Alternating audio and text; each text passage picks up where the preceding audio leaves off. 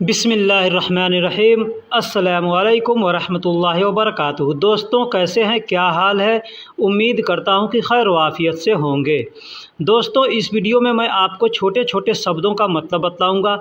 सबसे पहले मैं बता दूं कि हमारे वीडियो चैनल पर स्ट्राइक आया हुआ था, जिसके वजह से मैं वीडियो अपलोड नहीं कर रहा था। बहुत से भाई ने कमेंट्स किया कि आप वीडियो नहीं अपलोड कर रहे हैं, क्या बात है। मैं उनका शुक्रिया अदा करता हूं कि उन्होंने हमारे लिए इतनी फ़िक्र की। ठीक है, तो चलिए अब हम वीडियो को शुरू करते हैं। सबसे पहला अल्फाज है अना। अना हम लोग अरबी में बोलते हैं अना, हिंदी में हम लोग बोलते हैं मैं, मेरा, हमारा, मुझे या मुझको। मैं, मेरा, हमारा, मुझे या मुझको हम लोग हिंदी में बोलते हैं। अरबी में हम उसको बोलेंगे अना। अना, अना का मतलब मैं भी होता है, मेरा भी होता है, हमारा भी होता है, मुझे भी होता है और मुझको भी होता है। यानी ये जितने हिंदी उर्दू के अल्फाज हैं, ये सब एक अल्फाज में, अरबी के एक अल्फाज में आ जाएंगे। इसके लिए मैं, मेरा, हमारा, मुझे और मुझको के लिए और भी अरबी के अल्फाज हैं, जो मैं आगे इंशाअल्लाह वीडियो में बताऊंगा। ठीक है, तो चलिए अब हम वीडियो को शुरू करते हैं। वीडियो को शुरू करने से पहले एक और छोटी सी रिक्वेस्ट करता हूं कि आप हमारे चैनल पर नए हैं या पुराने हैं, चैनल को सब्सक्राइब नहीं किया है तो सबसे पहले चैनल को सब्सक्राइब कर दीजिए, वीडियो को लाइक कर दीजिए और दोस्तों में भी शेयर कीजिए। दूसरा अल्फाज है इंता। यानी हम लोग हिंदी और उर्दू में बोलते हैं तुम, आप, आपका या तुम्हारा। तुम, आप, आपका या तुम्हारा हम अरबी में बोलेंगे इंता। इंता यानी इसका मतलब होगा तुम, आप, आपका या तुम्हारा। यानी तुम के लिए भी इंता का इस्तेमाल करेंगे, आप के लिए भी इंता का इस्तेमाल करेंगे, आपका के लिए भी इंता का इस्तेमाल करेंगे और तुम्हारा के लिए भी इंता का इस्तेमाल करेंगे। बहुत से लोग इंता बोलते हैं, बहुत से लोग अंता बोलते हैं। ठीक है, तो इंता या इंता, अंता या अंता, ये दोनों तरीके से हम बोल सकते हैं।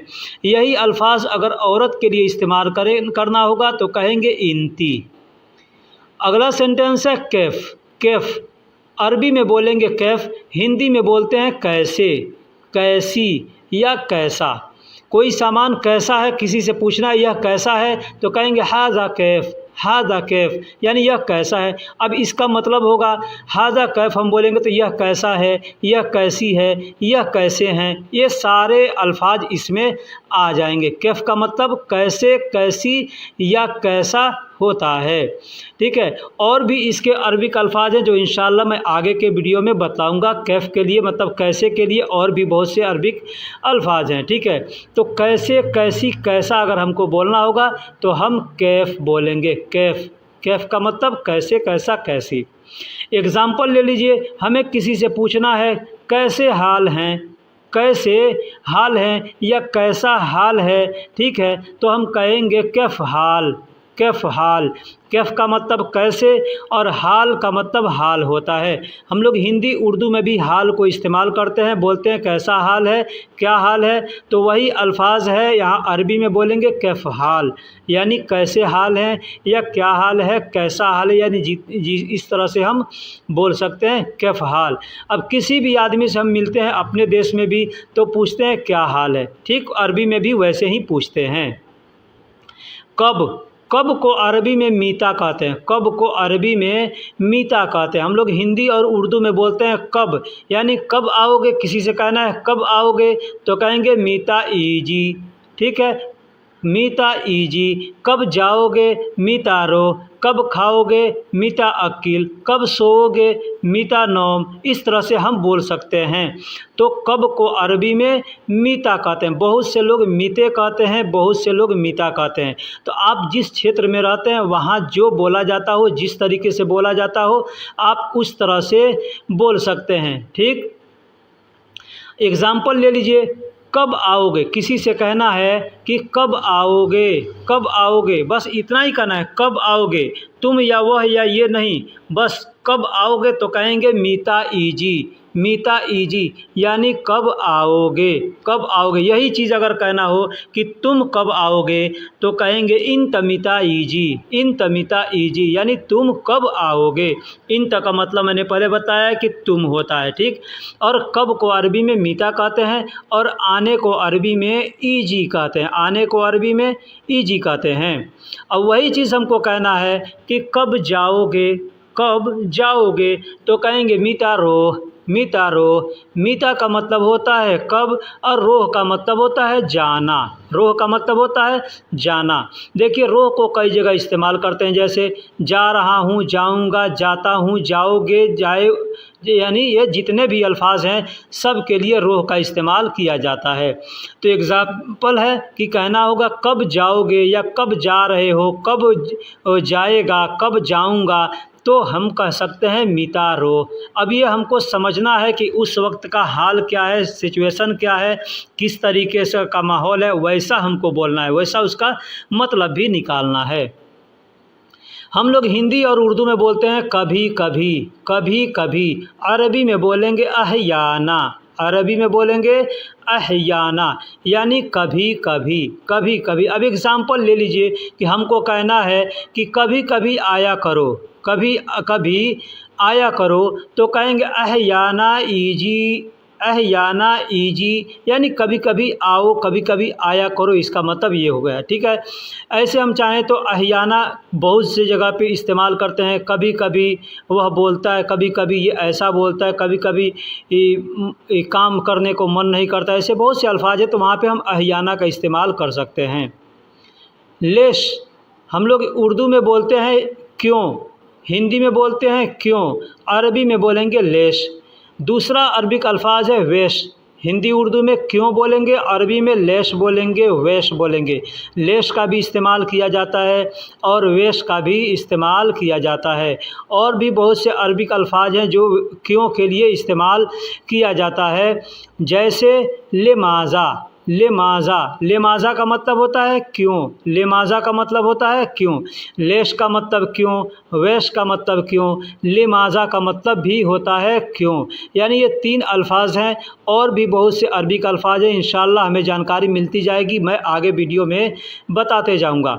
बहुत से ऐसे अरबिक अल्फाज हैं जो हमने पिछले वीडियो में भी इस्तेमाल किए हैं, आपको आपने अगर पूरा वीडियो देखा होगा हमारा तो इंशाअल्लाह आपको मालूम होगा। एक है अल्फाज ले, ले का मतलब भी क्यों होता है, ले का मतलब भी क्यों होता है। लेश का मतलब क्यों, वेश का मतलब क्यों, लेमाज़ा का मतलब क्यों और ले का मतलब भी क्यों होता है। इस अल्फाज को बहुत से लोग इस्तेमाल करते हैं, जैसे हमसे कोई कहता है ये काम कर दो, हम कहेंगे कि नहीं करूँगा तो आदमी कहता है ले, ले मतलब क्यों, ठीक है। यानी लेश बोलना चाहता है लेकिन लेश न बोल करके सिर्फ आधा बोल देते हैं लोग, तो उतना से काम चल जाता है। तो लेश भी बोल सकते हैं या ले भी बोल सकते हैं। ले का मतलब भी क्यों होता है, लेश का मतलब भी क्यों होता है। हम लोग हिंदी उर्दू में बोलते हैं क्या, क्या, क्या, तो अरबी में बोलेंगे ऐश, अरबी में बोलेंगे ऐश। ऐश का मतलब क्या होता है, ऐश का मतलब क्या होता है। अब एग्जाम्पल है, किसी से कहना है क्या कर रहे हो, क्या कर रहे हो तो कहेंगे एस सौवी, एस सौवी यानी क्या कर रहे हो। या कह सकते हैं सुनु सौवी, सुनु सौवी क्या कर रहे हो या क्या करूं, ठीक है। अगर कहना है क्या करूं तो कहेंगे सुनु सौवी, एस सौवी यानी दोनों भी अल्फाज बोल सकते हैं। आप क्या करूं या क्या कर रहे हो ये सब के लिए आ जाएगा। माज़ा का मतलब भी क्या होता है, माज़ा का मतलब भी क्या होता है। मैंने पहले बताया कि ले का मतलब क्या होता है, ठीक है, और ले माज़ा का मतलब भी क्या होता है। अभी इस माज़ा का मतलब क्या होता है, इसी में अगर हम ले का इस्तेमाल कर देंगे तो हो जाएगा क्यों।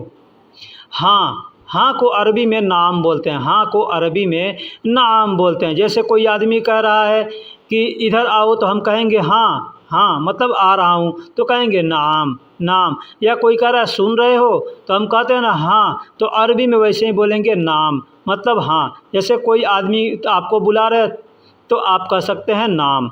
दूसरा अल्फाज है आइवा, आइवा का मतलब भी होता है हाँ, आइवा का मतलब भी होता है हाँ। जैसे हमको कोई बुलाता है मोहम्मद ताल, मोहम्मद ताल यानी मोहम्मद आओ, तो हमने सुन लिया तो कहेंगे आइवा, या नाम भी कह सकते हैं, या मतलब हाँ हाँ हो गया। यानी अब इसका मतलब ये भी होगा कि हाँ कह दिया, आईवा कह दिया तो मतलब आ रहा हूँ।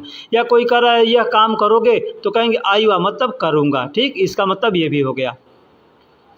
नाम को अरबी में इस्म कहते हैं। नाम, जैसे हमारा नाम आलमगीर अंसारी है, आपका नाम भी कुछ होगा, जो लोग भी वीडियो देख रहे हैं सबका नाम कुछ होगा, तो उस नाम को अरबी में इस्म कहते हैं। इस्म, इस्म का मतलब नाम, यानी किसी भी चीज़ के नाम हो तो उसको अरबी में इस्म कहेंगे। नाम का मतलब नहीं निकाला जाता, जैसे मोहम्मद मेरा नाम है तो मोहम्मद का मतलब नहीं निकाला जाएगा। ठीक है, अगर कोई कहता है आपका नाम क्या है तो कहेंगे इस्मक। आपका नाम, अगर कोई पूछता है कि आपका नाम तो कहेगा इस्मक, अरबी में कहेंगे इस्मक। इस्म का मतलब नाम और क का मतलब आपका या तुम्हारा।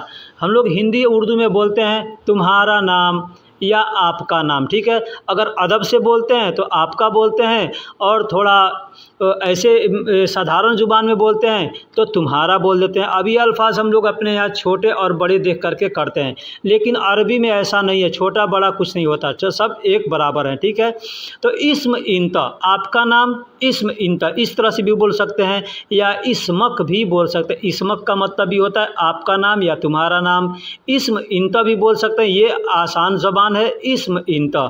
ठीक, इस्म का मतलब हो गया नाम, अलग अलग मैंने करके लिखा है, और इंता का मतलब आपका या तुम्हारा। ठीक, और पहले मैंने बताया इस्मक, यानी उसको हमने एक में मिला करके लिख दिया था। एक में मिलाकर बोला भी जाता है, लिखा भी जाता है, ये नहीं कि मैंने अपने तरफ से लिखा था। तो इस्मक भी बोल सकते हैं यानी आपका नाम। इंता इस्म भी बोल सकते हैं, मतलब आपका नाम। हम किसी से नाम पूछते हैं तो इस तरह से हम पूछ सकते हैं। मसमुक, अब यही एक और अल्फाज है मसमुक।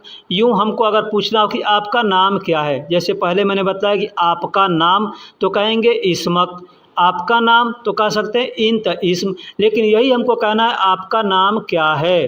पूरा पूरा हम लोग उर्दू में बोलते हैं या हिंदी में कि आपका नाम क्या है, तो हम कहेंगे मसमुक। मसमुक, म का मतलब हो गया क्या, और इस्म का मतलब नाम होता है, क का मतलब आपका।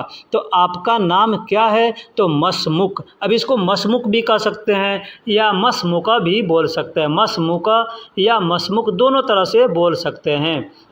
इसको बहुत से लोग मसमुक भी पढ़ते हैं और बहुत से लोग मसमुका भी पढ़ते हैं, मसमुका भी पढ़ते हैं। या इसको हम यूँ भी कह सकते हैं माँ इस्मुका, माँ इस्मुका। माँ का मतलब क्या होता है, इस्म का मतलब नाम होता है, और क का मतलब आपका या तुम्हारा। तो माँ इस्मुका या माँ अस्मुका, यानी आपका नाम क्या है। मेरा नाम, अब यही कहना है मेरा नाम इस्मी। इस्मी, इस्म का मतलब नाम होता है, और इसमें जो ई लगा हुआ है उसका मतलब होता है मेरा। इस्मी, अगर हम कहते हैं इस्मी तो इसका मतलब होता है मेरा नाम। इस्मी यानी मेरा नाम, मेरा नाम। यही अगर कहेंगे इस्मक तो मतलब हो गया तुम्हारा नाम। पहले मैंने बताया कि अगर कहना है तुम्हारा नाम तो कहेंगे इस्मक, और वही कहना है मेरा नाम तो कहेंगे इस्मी। इस्मी, यानी बहुत से ऐसे अल्फाज हैं, मैं आपको बताऊंगा आगे कि जैसे किसी भी चीज़ में, किसी भी कोई सामान हो, कोई भी चीज़ हो, उसके आखिरी में अगर ई का इस्तेमाल करेंगे तो वो मेरा हो जाएगा, और वही अगर हम क का इस्तेमाल करेंगे किसी भी अल्फाज के आखिरी में तो वो तुम्हारा हो जाएगा, यानी वो सामने वाले के लिए बोला जाएगा। जैसे मैंने पहले बताया इस्मक यानी तुम्हारा नाम, अब यहाँ पे हो गया इस्मी तो मेरा नाम। ठीक है, तो ये चीज़ आखिरी जो भी अल्फाज आता है इसको थोड़ा समझना पड़ता है। एक और आपको मैं दिखला रहा हूँ, आखिरी में हु हमने लिखा है। ठीक है, जैसे हम लोग हिंदी उर्दू में कहते हैं उसका नाम, पहले मैंने बताया तुम्हारा नाम, फिर बताया मेरा नाम, अब यहाँ उसका नाम। हमको अगर किसी से पूछना है उसका नाम तो कहेंगे इस्मोहु। इस्मोहु यानी तुम्हारा नाम, उसका नाम। इस्म का मतलब नाम और हु का मतलब उसका। हु का मतलब उसका। अब यहाँ पे हम आखिरी में अगर हु लगा देते हैं तो हो जाएगा उसका। अब यहीं पे हु को हटा करके अगर हम क लगा देंगे तो हो जाएगा तुम्हारा, और हु को हटा करके इस मी का देंगे तो हो जाएगा मेरा। अब हमको पूछना है कोई कि उसका नाम क्या है, उसका नाम, तो हम कहेंगे इस्मोहु। इस्मोहु। अब वही चीज़ अगर हम लड़की के लिए बोलते हैं तो इसमोहा कहेंगे। लड़की के लिए, मर्द के लिए इसमोहू कहेंगे और लड़की के लिए इसमोहा कहेंगे। इसमोहा यानी उसकी नाम। यहाँ हमने उसकी लिखा है इसलिए ताकि समझ में आएगा कि ये लड़की के लिए बोला गया है, ठीक है। तो उसकी, अब यानी किसी भी अल्फाज में, यहाँ मैं आपको खोल कर बता दे रहा हूँ, किसी भी अल्फाज के आखिरी में अगर हु आता है तो वो मर्द के लिए कहा जाएगा, लेकिन अगर हा आता है तो वो औरत के लिए हो जाएगा, ठीक। उसकी नाम क्या है, अब यही कहना है उसकी नाम क्या है, तो कहेंगे मसमोहा। मसमोहा यानी ये भी लड़की के लिए है। जैसे मैंने पहले बताया इसमोहू, इसमोहू, इसमोहू मतलब उसका नाम क्या है, मसमोहू मतलब उसका नाम क्या है। अब यहाँ हम कहेंगे इसमोहा तो मतलब उसका नाम क्या है, तो उसका नाम यानी ये लड़की के लिए। तो हम यहाँ पे हमने लिखा है उसकी, ताकि समझ में आएगा कि ये लड़की के लिए बोला गया है। तो मसमोहा बोल सकते हैं, ठीक है, यानी उसकी नाम क्या है। ये लड़की या औरत कोई भी हो, चाहे छोटी हो बड़ी हो, औरत औरत होती है, लड़की लड़की होती है, यानी मेल फीमेल, यूँ आसान समाज में ज़बान में समझिए मेल और फीमेल।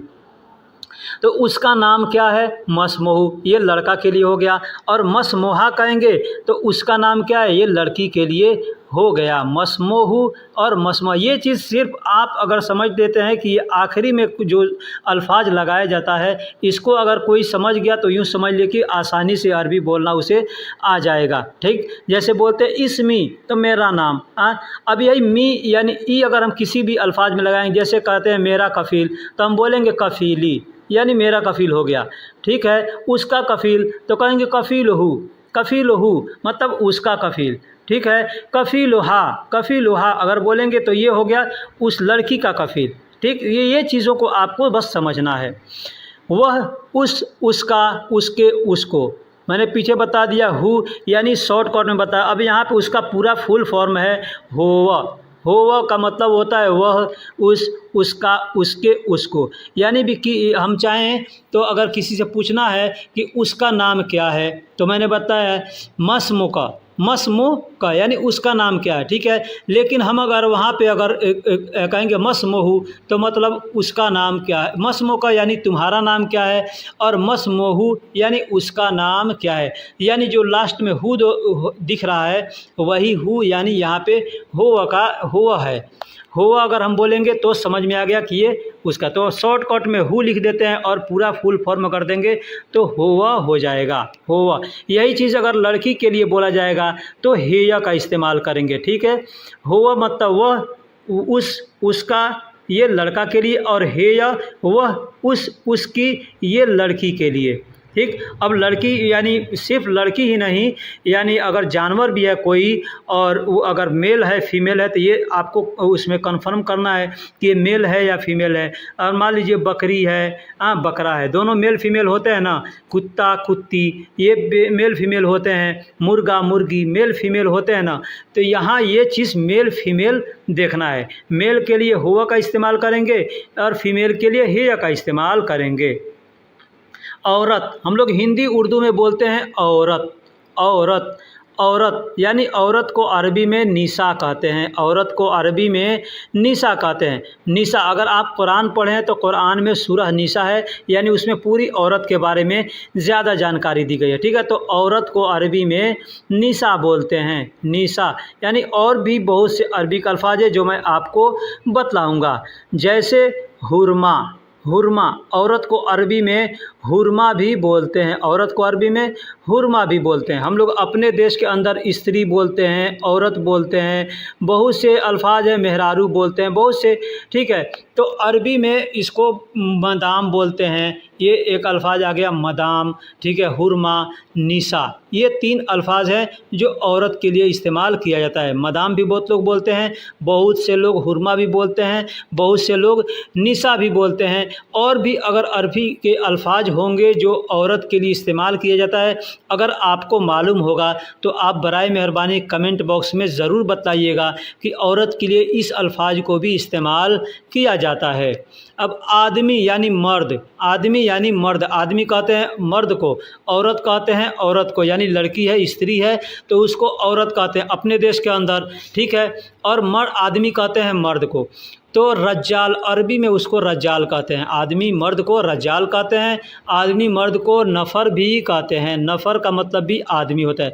अब इसमें एक चीज़ कन्फर्म कर देता हूँ कि रज्जाल सिर्फ मर्द को कहते हैं, रज्जाल सिर्फ मर्द को कहते हैं, और नफ़र कहते हैं मर्द औरत दोनों को, ठीक है। जैसे एक जगह 4 आदमी खड़े हैं, वहाँ पे 2 औरतें हैं, 2 मर्द हैं, ठीक है। तो हमको पूछना है कम नफ़र मतलब कितने आदमी हैं, तो कहेंगे अरबा नफ़र यानी 4, अरबा नफ़रात हम कहेंगे, अरबा नफ़रात यानी 4 आदमी हैं। अब कोई अगर पूछता है कि कम हुरमा कम रज्जाल, तो कहेंगे इतने नफ़र हुरमा इतने नफ़र रज्जाल, यानी कुल अरबा नफ़रात, इस तरह से हम बोल सकते हैं, ठीक है। तो नफ़र जो होता है ये औरत और मर्द दोनों पे लागू होता है, और जो रज्जाल होता है वो सिर्फ़ मर्द पे लागू होता है, यानी ये सिर्फ मर्द के लिए रज्जाल का इस्तेमाल किया जाता है। अब वैसे आदमी को, मर्द को शख्स भी कहते हैं। अब ये शख्स जो है ये भी अल्फाज जो है मर्द और औरत दोनों पे लागू होता है। जैसे मैंने पीछे बता दिया कि कोई पूछेगा कि कम नफ़र, यानी अब उसमें मर्द औरत कितने हैं वो दोनों आ जाएंगे। ठीक उसी तरह से पूछेगा कम शख्स यानी कितने आदमी, कितने नफ़र, कितने शख्स, कितने आदमी, ठीक है। तो इसमें भी मर्द और औरत दोनों आ जाएगा। लेकिन अगर सामने वाला पूछता है कम रज्जाल, तो ये सिर्फ औरतों को छांट दिया और सिर्फ मर्दों को यहाँ पूछ रहा है कि कम रज्जाल यानी कितने मर्द हैं, ठीक। अगर कह दिया कम नफ़र तो उसमें मर्द और औरत दोनों आ जाएंगे, या कह दिया कम शख्स तो मर्द और औरत उसमें दोनों आ जाएंगे, बच्चे बूढ़े जो भी होंगे सारे आ जाएंगे।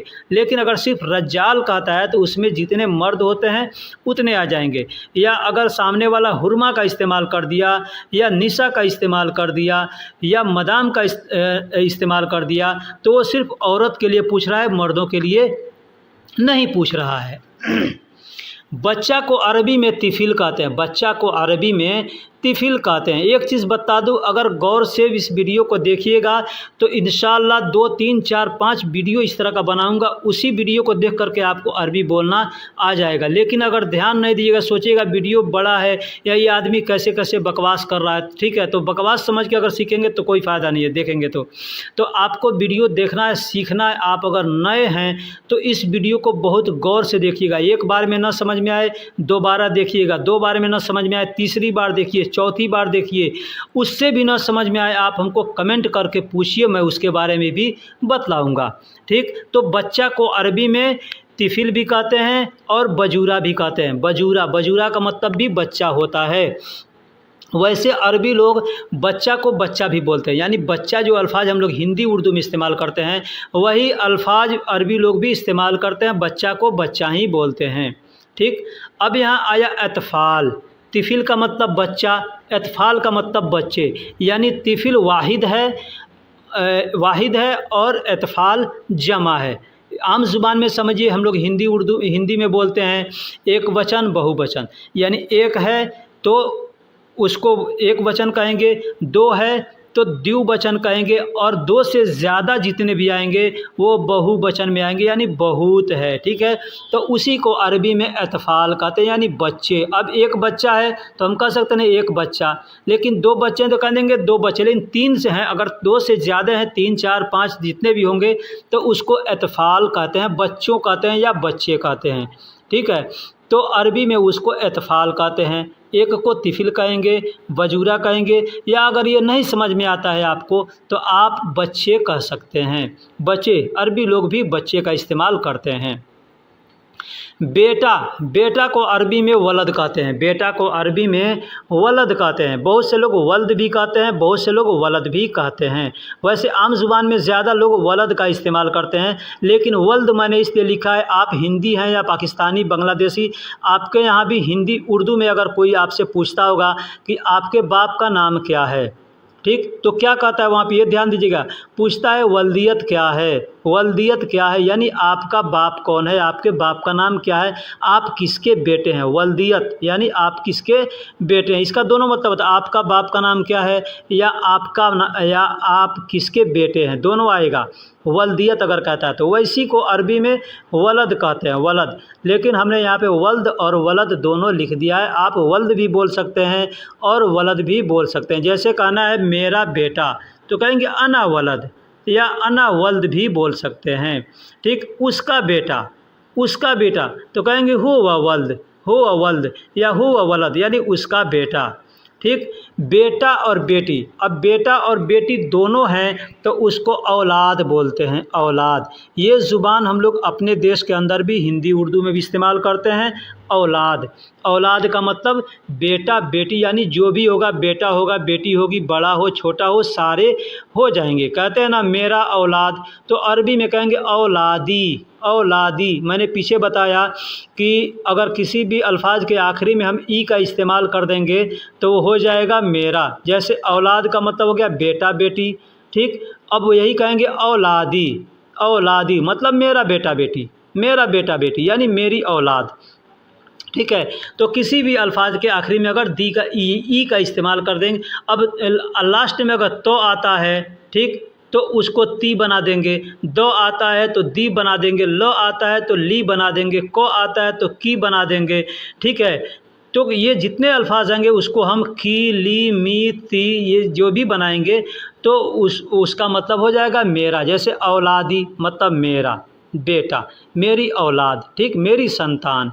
ठीक, बेटी, बेटी को अरबी में बिंत कहते हैं, बेटी को अरबी में बिंत कहते हैं। बिंत का मतलब होता है बेटी। अब यहाँ पे वल्द का मतलब बेटा हो गया या वलद का मतलब बेटा हो गया, बिंत का मतलब बेटी। अब ये अल्फाज भी मैं आपको आम ज़ुबान में समझा दूँ कि आप अपने देश में रहते हैं, हिंदी या उर्दू में अगर बोलते हैं तो कोई पूछता है उर्दू में, किसी लड़की का नाम बताता है तो क्या बताता है, बोलेगा फ़लाँ बिंत फ़लाँ, फ़लाँ बिंत फ़लाँ। ठीक है, यानी पहले उस नाम लड़की का नाम लेगा, फिर उसके बाद बिंत कह करके उसके बाप का नाम लेगा, यानी फ़लाँ बिंत फ़लाँ। ठीक है, उसी तरह से बेटा का नाम लिया जाता है तो लिखा जाता है फ़लाँ इब्न फ़लाँ, इब्न फ़लाँ। इब्न का मतलब भी बेटा होता है और वलद का मतलब भी बेटा होता है। तो बहुत से लोग लिखते हैं वल्द फ़लाँ और बहुत से लोग फ़लाँ इब्न फ़लाँ। ठीक है, जैसे मेरा नाम है आलमगीर, मेरे अब्बा का नाम है लियाकत। ठीक, तो हम क्या लिखेंगे, आलमगीर इब्न लियाकत लिखेंगे। ठीक है, या आलमगीर बिन लियाकत ऐसे लिखेंगे। ठीक, इस तरह से लिख सकते हैं, बोल सकते हैं। बेटियां, बिंत को अरबी में बेटी को अरबी में बिंत कहते हैं। वही अब यहाँ अब जमा आ गया तो जमा में बेटियां हम लोग हिंदी उर्दू में बोलते हैं, तो अरबी में बोलेंगे बनात, बनात मतलब बेटियां, बनात मतलब बेटियां। मैंने पहले बतलाया कि वल्द या वलद बोलेंगे तो बेटा हो गया और बिंत बोलेंगे तो बेटियां हो गया। ठीक है, कमरा, कमरा रूम। अब रूम या कमरा छोटा हो या बड़ा हो उसको अरबी में गुरफा कहेंगे, गुरफा कहेंगे। एक रूम को गुरफा कहते हैं। ठीक है, अब वही 2 रूम है तो इत्नैन गुरफा, तलाता रूम है तो 3 रूम है तो तलाता गुरफा, इस तरह से हम बोलेंगे। तो ये अंदर जाकर के हम बताते हैं हाज़ा अना गुरफा, यानी यह मेरा रूम है, या दूर से हम दिखलाएंगे हो वह अना गुरफा, यानी वह मेरा रूम है। लेकिन वही हम घर के बाहर से अगर किसी को दिखलाएंगे और एक ही रूम है तो हम कहेंगे हाजा, हाजा यानी यह, या हो वह अना गुरफा, वह मेरा रूम है। लेकिन अगर उसमें कई रूम है तो हम उसको रूम नहीं बोलेंगे, उसको घर बोलेंगे। तो अरबी में उसको बेत बोलते हैं, घर को अरबी में बेत बोलते हैं। यानी एक कमरे का घर है तो उसको कमरा भी बोल सकते हैं और बेत भी बोल सकते हैं।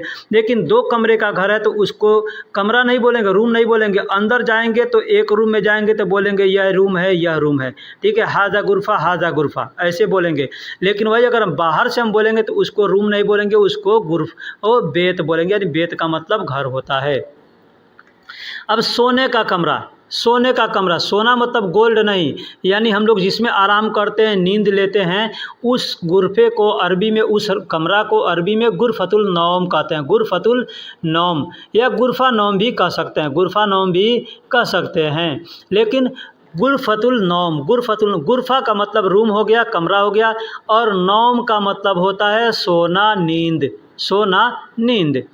इमरजेंसी रूम आपने देखा होगा या सुना होगा, हॉस्पिटलों में देखा होगा कि वहाँ पे एक होता है इमरजेंसी रूम, उसको इमरजेंसी रूम भी कहा जाता है, इमरजेंसी वार्ड भी कहा जाता है। तो अरबी में उसको बोलते हैं मुस्ताजल गुरफ़ा, मुस्ताजल गुरफ़ा।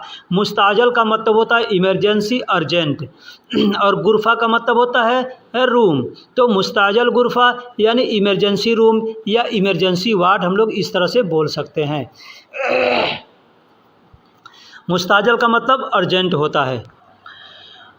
हाल कहते हैं, एक बड़ा कमरा होता है उसको हम लोग हाल कहते हैं, ठीक है। बैठक्का भी कहते हैं, अपने ज़ुबान में बैठक्का भी कहते हैं, या आराम करने की जगह हम लोग अपने ज़ुबान में बहुत से तरह से उसको बोलते हैं, लेकिन अरबी में उसको आराम करने की जगह को, रूम को इस तरह बोलते हैं, इस तरह। राहा का मतलब होता है आराम, और इस तरह का मतलब हो गया आराम करने की जगह।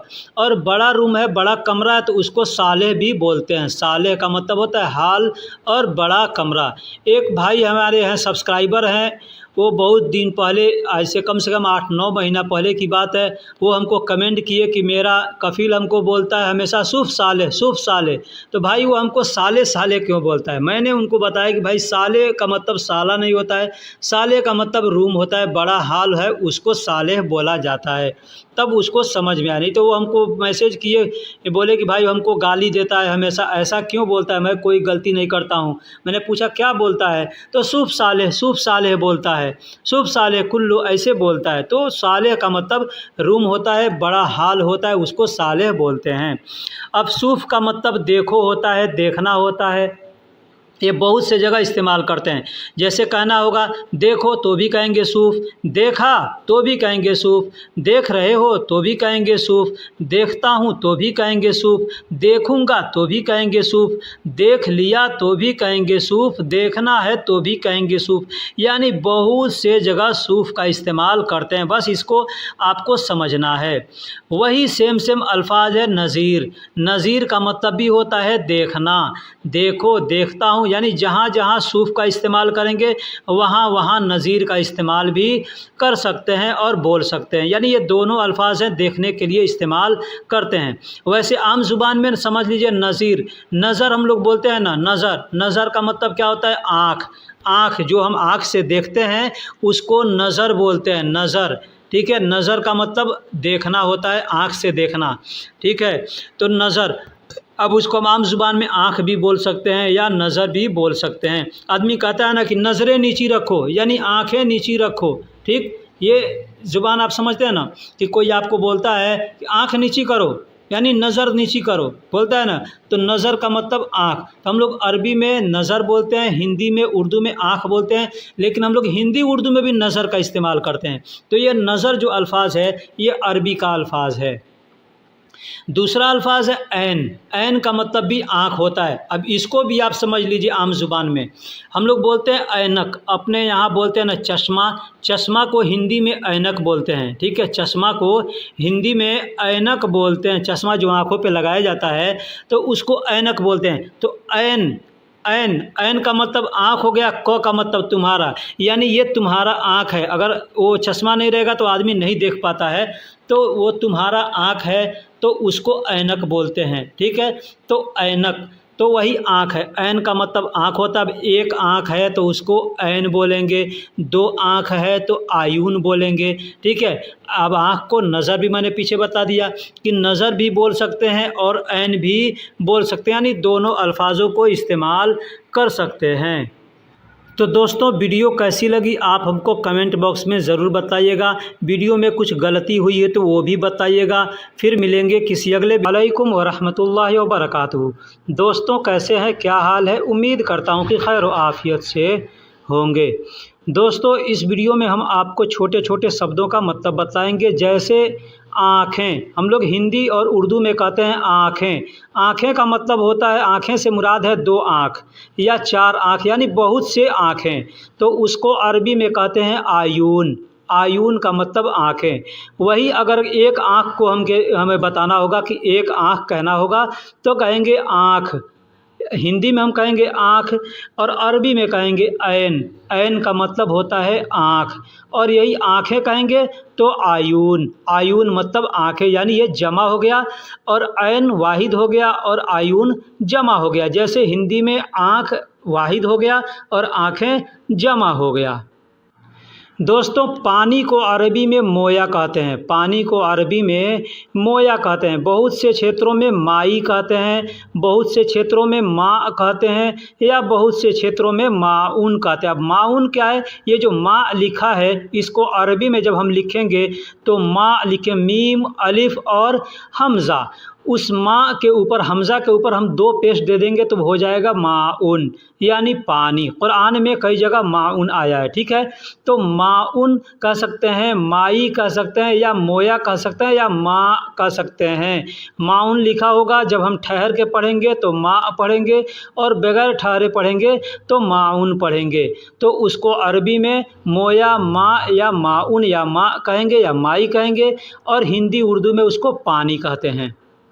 दोस्तों, हिंदी और उर्दू में हम कहते हैं कितना, या कितने, या कितनी, यानी कोई भी चीज़ हो, पैसा कितना है, पानी कितना है, खाना कितना है, आदमी कितना है, ठीक है, काम कितना करना है, इसका दाम कितना है। कहीं भी हम ये कितना, कितने, कितनी को इस्तेमाल करेंगे अगर हिंदी उर्दू में, तो अरबी में करना होगा तो अरबी में कहेंगे कम। कम, कम का मतलब कितना। जैसे हमको किसी से पूछना है ये कितने रियाल का है, तो कहेंगे हादा कम रियाल, हादा कम रियाल, यानी यह कितने रियाल का है। कितना पानी है तो कहेंगे कम मोया, कम मोया। कितने आदमी हैं तो कम नफ़र, यानी कम को अरबी में हम कहते हैं, और हिंदी उर्दू में कितना, कितनी और कितने कहते हैं। दोस्तों, हम लोग हिंदी उर्दू में कहते हैं थोड़ा या थोड़ी या थोड़े, ठीक है। थोड़ा, थोड़ी, थोड़े हम लोग कहते हैं हिंदी और उर्दू में। अरबी में उसको बोलते हैं सोया, सोया। बहुत से लोग सोया बोलते हैं, बहुत से लोग सोए बोलते हैं। जैसे हमको पानी चाहिए, थोड़ा पानी चाहिए तो कहेंगे सोय मोया, सोय मोया अबगा, या सोया मोया अबगा, यानी थोड़े पानी चाहिए। तो सोया का मतलब थोड़ा या थोड़ी। बहुत से जगह सोया का मतलब धीरे धीरे भी होता है। जैसे हम कहेंगे कि धीरे धीरे चलो तो कहेंगे सोय सोय यमसी, सोय सोय यमसी, यानी धीरे धीरे चलो। यमसी का मतलब चलना होता है, और सोय सोय का मतलब थोड़ा, थोड़ी और धीरे धीरे दोनों के लिए इस्तेमाल किया जाता है। धीरे धीरे हमने अभी बताया कि धीरे धीरे अगर कहना होगा कि धीरे धीरे चलो, या धीरे धीरे काम करो, धीरे धीरे खाओ, ठीक है, तो हम वहाँ पे सोए सोए का इस्तेमाल करेंगे। सोए सोए भी बोल सकते हैं, या सोया सोया भी बोल सकते हैं। कहना है धीरे धीरे खाओ तो कहेंगे सोए सोए अक्किल, या सोया सोया अक्किल, इस तरह से हम बोल सकते हैं। धीरे धीरे चलो तो सोए सोए यमसी, सोए सोए यमसी, यानी धीरे धीरे चलो। दोस्तों, हम लोग हिंदी और उर्दू में कहते हैं कम या थोड़ा, कम या थोड़ा। अभी मैंने बताया कि अरबी में कम कहते हैं, तो कम को हिंदी में कहते हैं कितना, यानी हिंदी में कहेंगे कितना, कितना, कितना, कितने, कितनी, तो अरबी में कहेंगे कम। ये अरबी का कम है। और एक हो गया हिंदी का कम और उर्दू का कम, यानी हिंदी और उर्दू में बोलते हैं कम या थोड़ा, ठीक है। तो इसको अरबी में कहते हैं नागस। नागस का मतलब होता है कम, और थोड़ा का मतलब होता है अरबी में कलील। कलील का मतलब थोड़ा, कलील का मतलब थोड़ा। अब एक और चीज़ बता दूं, सोया का भी इस्तेमाल कर सकते हैं। सोया का मतलब ये तो होता है थोड़ा, ठीक है। तो सोया को थोड़ा के लिए भी इस्तेमाल किया जाता है, और धीरे धीरे धीरे के लिए भी इस्तेमाल किया जाता है। सोया सोया बोलेंगे तो थोड़ा थोड़ा या धीरे धीरे। लेकिन अगर हम कलील बोलते हैं तो कलील का मतलब होता है थोड़ा। नागस बोलते हैं तो नागस का मतलब होता है कम। ये अल्फाज आप उर्दू में भी पढ़े होंगे, नाकिस, नाकिस। नाकिस का मतलब उर्दू में नाकिस कहते हैं, अरबी में वही अल्फाज, वही लिखावट है, उसको नागस कहते हैं। दोस्तों, बेड, बिस्तर और चारपाई। बेड बिस्तर जो होता है जिस पर हम सोते हैं, तो उसको अरबी में कहते हैं शरीर, शरीर, यानी जो चारपाई है उसको भी शरीर कहते हैं, और बेड बिस्तर जो भी होता है उस सब को शरीर बोल देते हैं, तो चल जाता है, समझ में आ जाता है कि आदमी क्या बोल रहा है, ठीक है। तो बेड हो, बिस्तर हो या चारपाई, उस पूरा एक साथ में है तो उसको हम शरीर कहेंगे। शरीर का मतलब बेड बिस्तर। एक होता है हिंदी उर्दू का शरीर, तो शरीर का मतलब बदन बदन होता है, जिस्म होता है। तो ये हिंदी उर्दू का नहीं है, ये अरबी का शरीर है। इस शरीर का मतलब बेड, बिस्तर, चारपाई, बिछौना होता है। दोस्तों, बिस्तर पे जब हम बिछाते हैं गद्दा, उसको गद्दा कहते हैं। चाहे बिस्तर पे बिछाएं या ज़मीन पर बिछाएं, तो उस गद्दा को हम लोग हिंदी उर्दू में गद्दा कहते हैं। तो उसको अरबी में कहते हैं मर्तबा। मर्तबा यानी गद्दा, मर्तबा यानी गद्दा। अब किसी क्षेत्र में कुछ और भी बोला जाता होगा, लेकिन हमें जो मालूम है मैंने यहाँ लिख दिया कि गद्दा को मर्तबा कहते हैं। दोस्तों, हम लोग जो तकिया लगाते हैं सोने के वक्त में, तकिया लगाते हैं, चाहे वो बिस्तर पे लगाएं या चाहे सोफ़े पर लगाएं, तो उस तकिया को अरबी में कहते हैं मुखद्दा। मुखद्दा, मुखद्दा का मतलब तकिया, मुखद्दा का मतलब तकिया। ये तकिया उर्दू अल्फाज है, तकिया उर्दू अल्फाज है या हिंदी अल्फाज है। उसको अरबी में बोलेंगे तो मुखद्दा बोलेंगे, मुखद्दा। एक तकिया अरबी अल्फाज है, उस तकिया का मतलब टोपी होता है। जो हम सर पे टोपी लगाते हैं, तो अरबी में उस टोपी को अरबी में तकिया कहते हैं। और एक हिंदी उर्दू में तकिया कहते हैं, तो उस तकिया का अरबी मुखद्दा होता है, और जो अरबी का तकिया होता है उसका हिंदी और उर्दू टोपी होता है।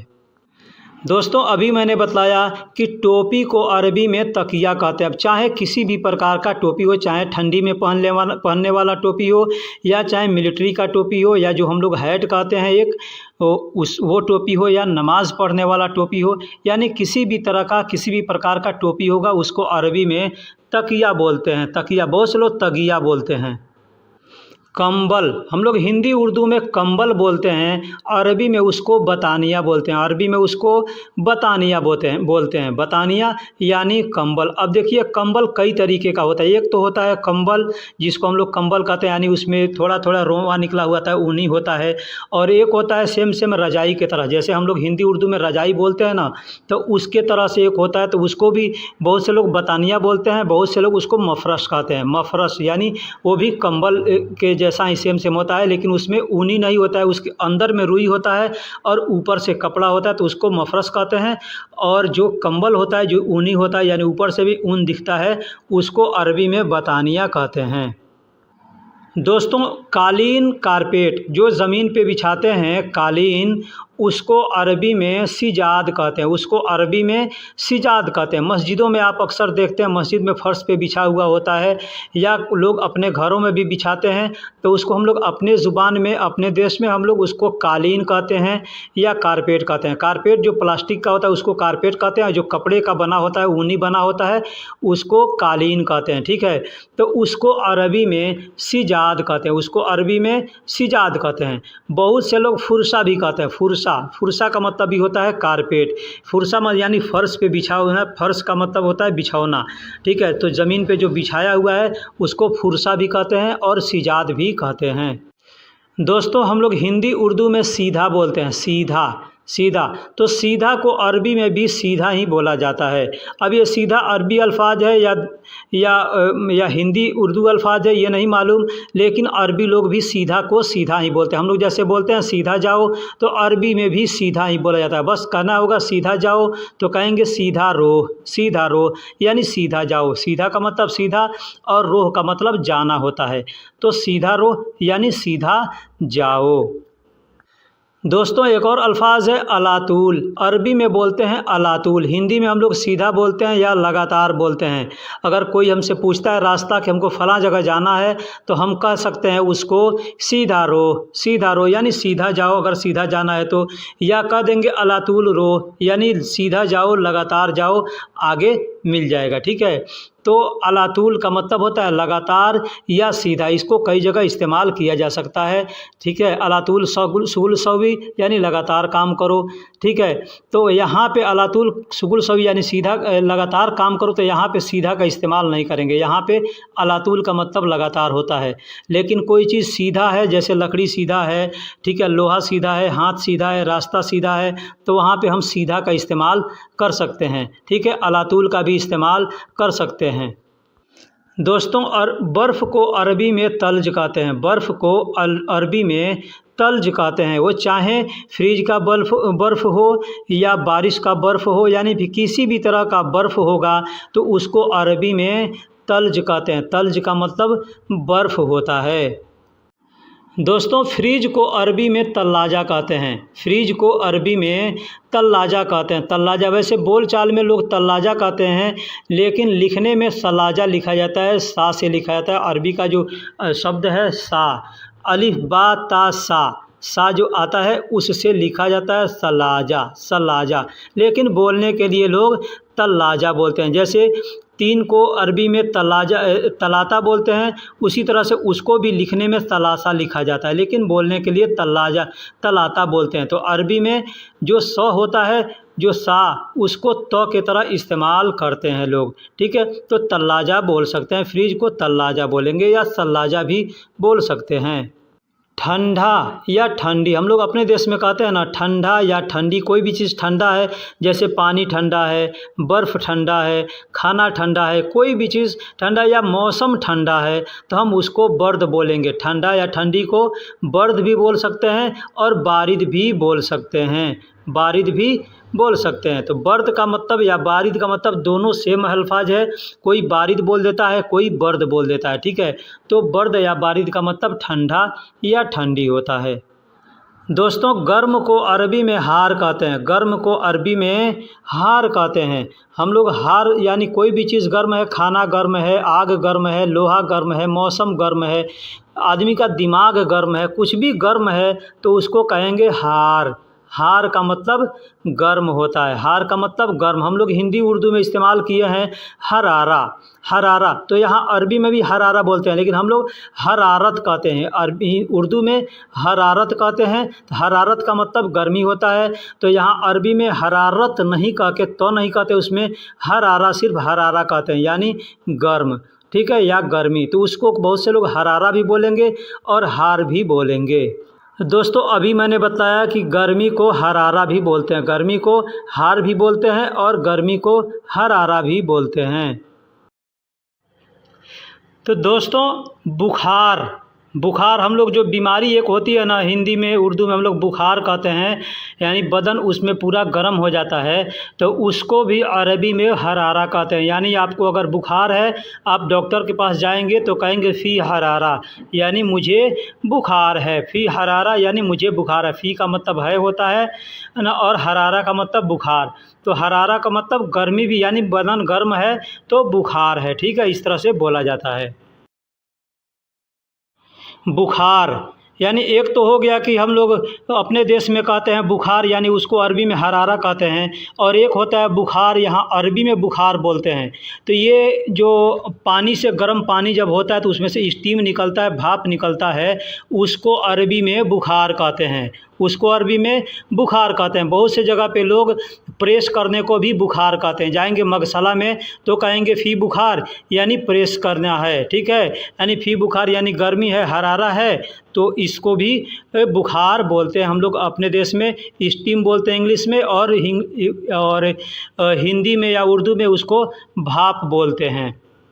माँ, माँ का मतलब नहीं होता है, हम लोग हिंदी में या उर्दू में नहीं बोलते हैं, अरबी में माँ बोलते हैं, अरबी में माँ बोलते हैं। अब इसको नहीं भी हम लोग हिंदी उर्दू में नहीं बोलेंगे, ना बोलेंगे, मत बोलेंगे।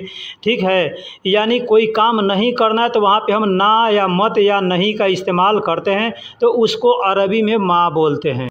माँ, माँ का मतलब क्या भी होता है। हम लोग जैसे अरबी में माँ बोलते हैं, तो माँ को कहीं कहीं पे नहीं के लिए इस्तेमाल किया जाता है और कहीं कहीं पे क्या के लिए भी इस्तेमाल किया जाता है। माँ का मतलब नहीं भी होता है और माँ का मतलब क्या भी होता है। अब ये हमको समझना है कि यहाँ की इस माँ को हम कहाँ इस्तेमाल करेंगे तो क्या होगा और कहाँ पे इस्तेमाल करेंगे तो नहीं होगा। इसके लिए मैंने पहले वीडियो बना रखा है, अगर आपने देखी होगी तो आपको जानकारी होगी, नहीं जानकारी होगी तो आप अगर कमेंट्स करेंगे तो इसके ऊपर भी मैं एक वीडियो बना दूँगा।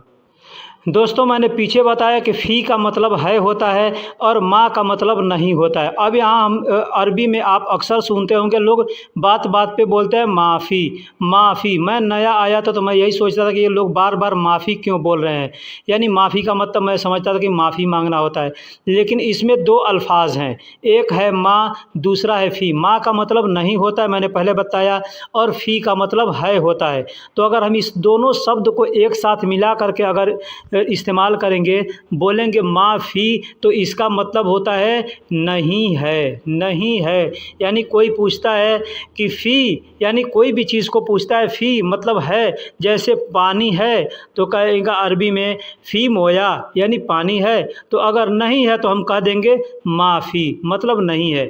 या अगर है तो कह देंगे फ़ी, यानी है। अब यहाँ पे फ़ी का भी इस्तेमाल कर सकते हैं और अइमा का भी इस्तेमाल कर सकते हैं, या नाम का भी इस्तेमाल कर सकते हैं। नाम का मतलब मैंने पीछे बताया कि हाँ होता है, अइमा का मतलब भी हाँ होता है, और फ़ी का मतलब है होता है। तो हम चाहे तो फ़ी का भी इस्तेमाल कर सकते हैं बताने के लिए कि है, ठीक। में का मतलब भी फ़ी होता है, ठीक है। फ़ी का मतलब, जैसे फ़ी का मतलब है होता है, तो फ़ी को कहीं पे है के लिए इस्तेमाल किया जाता है और कहीं में के लिए भी इस्तेमाल किया जाता है, ठीक है। बहुत से ऐसे सेंटेंस आते हैं, जुमले आते हैं जहाँ पे फ़ी को में के लिए इस्तेमाल किया जाता है, ठीक है। मैंने पीछे ये सारे वीडियो बना चुके हैं, सब वीडियो समझा चुके हैं कि कहाँ पे फ़ी का इस्तेमाल किया जाएगा और कहाँ पे मतलब फ़ी में के लिए इस्तेमाल किया जाएगा और कहाँ है के लिए इस्तेमाल किया जाएगा, ठीक है। तो फ़ी को का मतलब में भी होता है और फ़ी का मतलब है भी होता है। लिए, हम लोग हिंदी उर्दू में बोलते हैं लिए, तो लिए का अरबी होता है ली। कहीं भी हमको लिए इस्तेमाल करना है तो कहेंगे ली का मतलब लिए होता है। ली का मतलब मेरा भी होता है। बहुत से जगह पे ली को मेरा के लिए भी इस्तेमाल किया जाता है। तो ये हमको समझना है कि कहाँ पे ली का मतलब मेरा होगा और कहाँ पे होगा मेरे, कहाँ पे होगा लिए। अब कहीं पे अगर हमको मेरे लिए कहना है ना, तो कहेंगे अना ली या माली भी कह सकते हैं। माली का मतलब होता है मेरे लिए और अना ली का मतलब ये होता है मेरे लिए। तो ये जो ली आ रहा है आखिरी में, उसको अरबी में ली कहते हैं। लिए जो आ रहा है तो ली कहते हैं।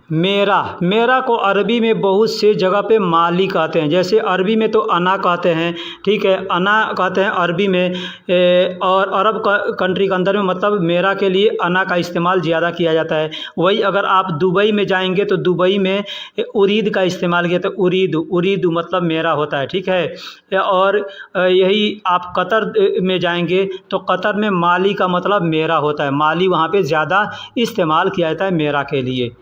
हग्गी का मतलब भी मेरा होता है। ये अल्फाज भी जो कतर के लोग हैं ना, ये कतर के लोग ज़्यादा इस्तेमाल करते हैं। कतर और कुवैत में ये हग्गी का इस्तेमाल किया जाता है। हग्गी का मतलब मेरा होता है। वैसे अगर आप देखेंगे, ध्यान देंगे तो अरबी में जब लिखेंगे ना, तो बड़ा हा और बड़ा काफ से लिखा जाएगा, तो हक होता है। तो उसी को लोग बोलते हैं हग मतलब मेरा। तो बहुत से लोग हग बोलते हैं। हग का मतलब होता है सच, सही है।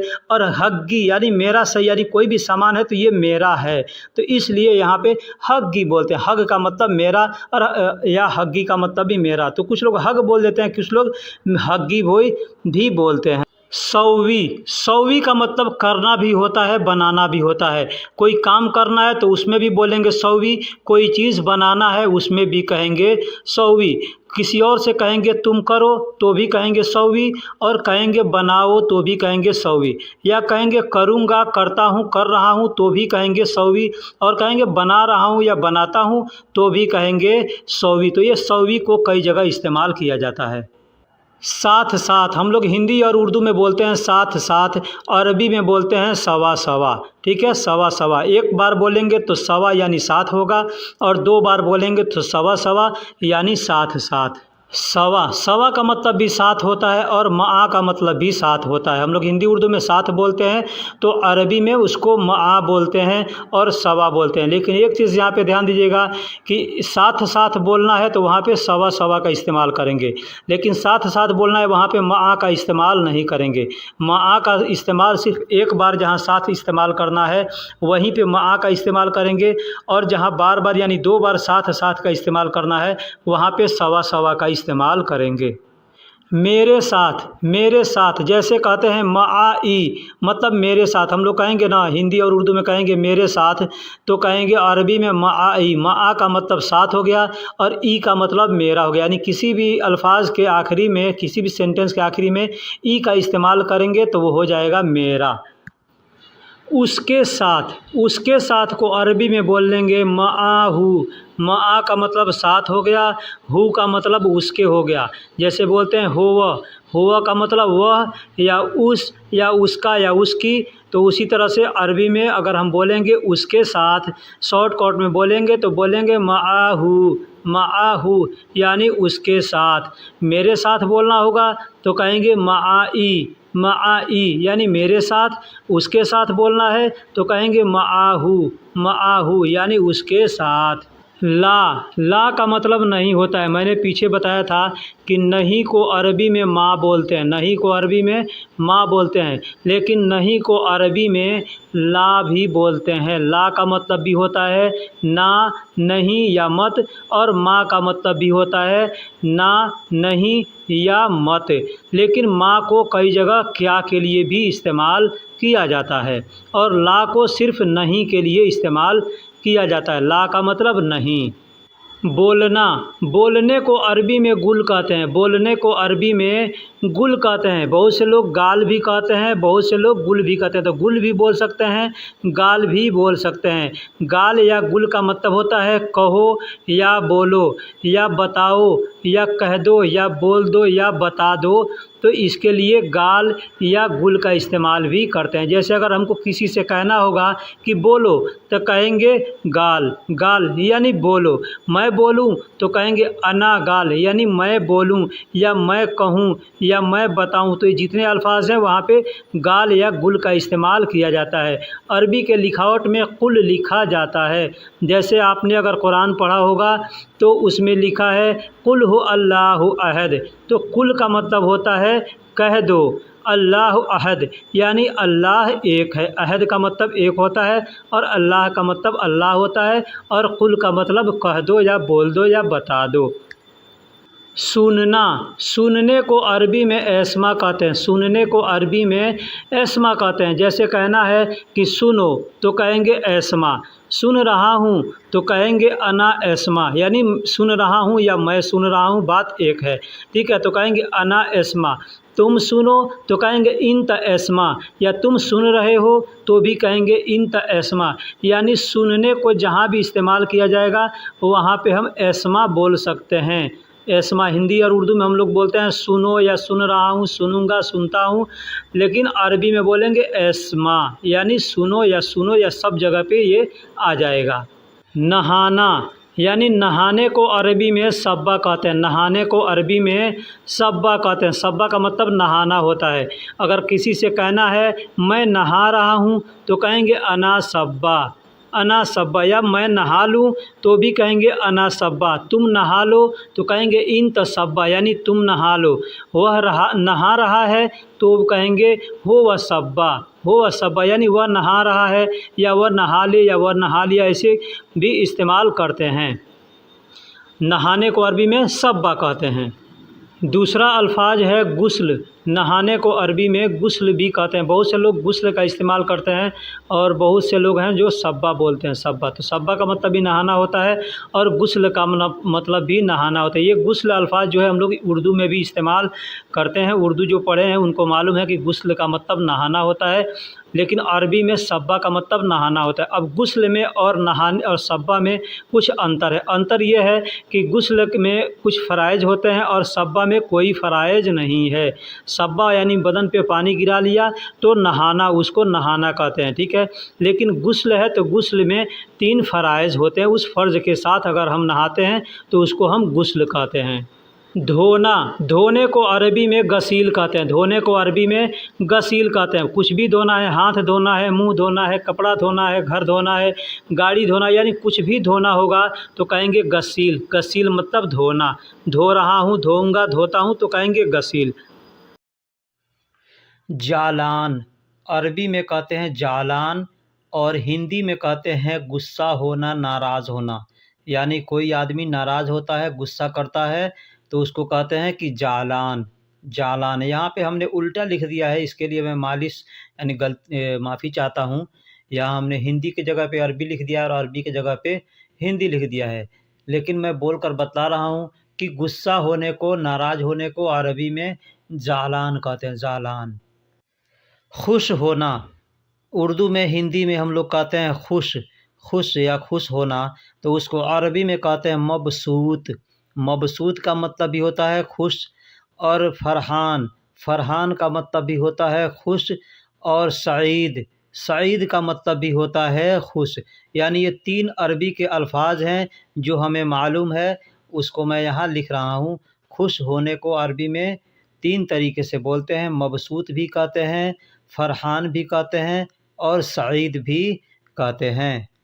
रोना, रोने को अरबी में यबकी कहते हैं, रोने को अरबी में यबकी कहते हैं। अब इसको बहुत से लोग आम ज़ुबान में, बोलचाल में, कोई तबकी कहता है, कोई अबकी कहता है, कोई यबकी कहता है, ठीक है। लेकिन उसका जो असल अरबी है वो यबकी, यबकी यानी रोने को अरबी में यबकी कहते हैं, यबकी। हंसना, हंसना, हंसने को अरबी में यजहक कहते हैं, हंसने को अरबी में यजहक कहते हैं। यानी कोई आदमी हंसता है ना, तो उसको यजहक कहते हैं। यजहक मतलब हंस रहा है, ठीक है। मारना, मारने को अरबी में उदरूब कहते हैं, उदरूब। उदरूब यानी मारना, कोई किसी को मारता है तो कहेंगे उदरूब, या किसी को मारना है और कहना है कि मारूंगा तो भी कहेंगे उदरूब। कोई मार रहा है तो भी कहेंगे उदरूब, ठीक है। तो मारने को अरबी में उदरूब कहते हैं। तो दोस्तों वीडियो कैसी लगी कमेंट बॉक्स में ज़रूर बतलाइएगा। अगर वीडियो में कोई गलती हुई है उसको आप कमेंट्स में लिख करके बताइएगा, ठीक है। फिर मिलेंगे किसी अगले वीडियो में, तब तक के लिए खुदा हाफिज़। ये सीरीज़ अगर आपको अच्छा लग रहा है, जैसे छोटे छोटे शब्दों का मतलब बतला रहा हूँ, तो अगर ये वीडियो आपको अच्छी लगती है तो आप हमें कमेंट में बताइएगा, फिर मैं अगला पार्ट भी इसका बनाऊँगा, ठीक है। इस तरह से छोटे छोटे शब्दों को अगर आप याद करेंगे, सीखेंगे, एक वीडियो में 40, 50, 45 इस तरह से सेंटेंस दे रहा हूँ, ताकि आपको सीखने में, समझने में आसानी हो, ठीक है। फिर मिलेंगे किसी अगले वीडियो में, तब तक के लिए अल्लाह हाफिज़।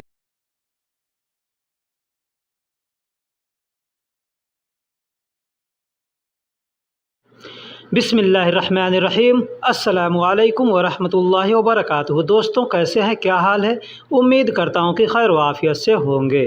दोस्तों अरबी में भागने को इन्हास कहते हैं, अरबी में भागने को अरबी में इन्हास कहते हैं। जैसे कोई भाग रहा है तो कहेंगे हो वह इन्हास, यानी वह भाग रहा है, ठीक है। वह भाग गया तो भी कहेंगे हो वह इन्हास, वह भाग गया, या वह भाग जाएगा। ये बात अगर हमको किसी से बतलाना है तो भी कहेंगे हो वह इन्हास, यानी वह भाग जाएगा, ठीक है। तो भागने को अरबी में इन्हास कहते हैं। दोस्तों एक बात बता दूं, आप हमारे चैनल पर नए हैं या पुराने हैं, चैनल को सब्सक्राइब नहीं किया है तो सबसे पहले चैनल को सब्सक्राइब कर दीजिए, वीडियो को लाइक कर दीजिए। और अगर आप इस तरह के वीडियो को देखना चाहते हैं हमेशा और कुछ सीखना चाहते हैं तो बेल आइकन को ऑल पे क्लिक कर दीजिए, ताकि ऑल पे क्लिक रहेगा तो आपको हमारी आने वाली सारी वीडियो के नोटिफिकेशन आपके पास पहुँचते रहेंगे और आपको वीडियो ढूँढने की ज़रूरत नहीं पड़ेगी, आप देख सकते हैं, ठीक। तो भागने को हमने बताया कि अरबी में कहते हैं इन्हास, इन्हास का मतलब भाग गया या भाग जाएगा या भागेगा, ठीक है। लेकिन दूसरा अल्फाज है खल्ली वल्ली, खल्ली वल्ली। तो खल्ली वल्ली को कई जगह इस्तेमाल करते हैं, खल्ली वल्ली को भी कहते हैं, भागने को खल्ली वल्ली कहते हैं। आदमी कहता है ना कि वो भाग गया तो खल्ली वल्ली हो गया, ठीक है, खल्ली वल्ली हो गया। तो खल्ली वल्ली को कई जगह इस्तेमाल करते हैं। जैसे कि कोई काम कर रहे हैं, कोई आता है बोलता है कि उसका काम कर रहा है तो आदमी कहता है अरे खल्ली वल्ली, उसको हटाओ, मतलब उसको हटाओ, उसको छोड़ो, तो उसको भी कहते हैं खल्ली वल्ली, यानी भगाओ। तो खल्ली वल्ली को यहाँ पे भी इस्तेमाल करते हैं। अगर अलग अलग करके अगर बोलेंगे तो खल्ली को कहते हैं छोड़ना, खल्ली का मतलब छोड़ना होता है, यानी छोड़ दो, कोई चीज़ को पकड़े हो तो छोड़ दो तो कहेंगे खल्ली, यानी छोड़ दो। किसी को पकड़े हैं कहेंगे जाने दो तो भी कहेंगे खल्ली, यानी जाने दो, ठीक है। तो उसी अल्फाज के मिला जुला है, खल्ली वल्ली कहते हैं, यानी भागने को, कोई भाग गया या भगा दो तो कहते हैं खल्ली वल्ली, भगाओ, हटाओ, छोड़ दो, जाने दो, खल्ली वल्ली।